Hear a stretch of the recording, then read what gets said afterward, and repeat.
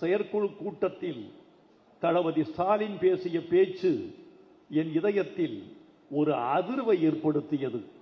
அவர் சொன்னார், யாரும் யாரையும் குறை சொல்லாதீர்கள், தோல்விக்கு காரணம் யார் என்று யாரையும் விரல் சூட்டாதீர்கள், தோல்வியின் முழு பொறுப்பையும் நான் ஒருவன் மட்டுமே ஏற்றுக்கொள்கிறேன் என்று சொன்ன திராணி, என்று சொன்ன அருமை அவருக்கல்லவா தெரியும்.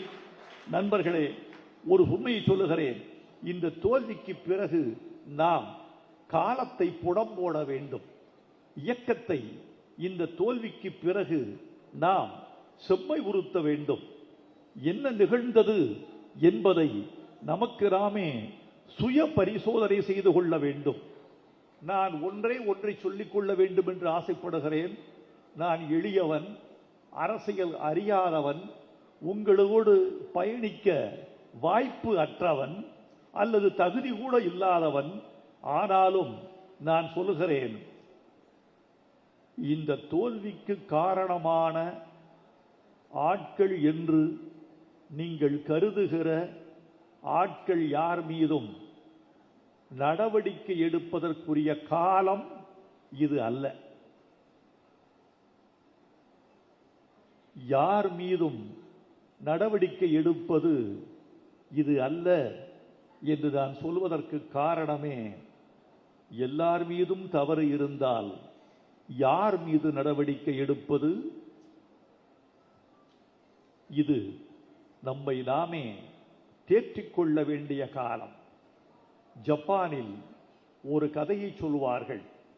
இந்த தோல்வியை நாம் உரமாக இட்டுக்கொள்ள வேண்டும். ஜப்பானிய எரிமலை வெடிக்கும், எரிமலை குழம்புகள் விசிறி பரவும், பல ஊர்களையெல்லாம் அக்கினி குழம்பு நனைக்கும். எரிமலை குழம்பு வந்து விழுந்த கிராமத்து மக்கள் ஊரை விட்டு ஓடிவிடுவார்கள். சில மாதங்கள் கழித்து ஊருக்கு திரும்புவார்கள். எரிமலை குழம்புகள் ஆறி கிடக்கும் சாம்பலாக. அந்த சாம்பலை அள்ளி நிலத்திலே விதைப்பார்கள். அந்த சாம்பலை போன்ற உயர்ந்த உரம் உலகத்தில் இல்லை என்பதை ஜப்பானியன் அறிவான். அந்த சாம்பலை நிலத்தில் விதைத்த பிறகு சாகுபடி செய்வான். ஒரே ஒரு விளைச்சலில் 3 மடங்கு சாகுபடி காணக்கூடிய வலிமை அந்த சாம்பலுக்கு உண்டு. அந்த சாம்பல் தான் இந்த தோல்வி. அந்த விவசாயி தான் நீங்கள். அந்த விளைச்சல் தான் எதிர்காலத்தில் நீங்கள் காணப்போகிற வெற்றி என்று நீங்கள் கருதி கொள்ள வேண்டும். பிளே ஸ்டோர் மற்றும் ஆப் ஸ்டோரில் இருந்து பாலிமர் செயலியை QR கோடு மூலம் பதிவிறக்கம் செய்யுங்கள்.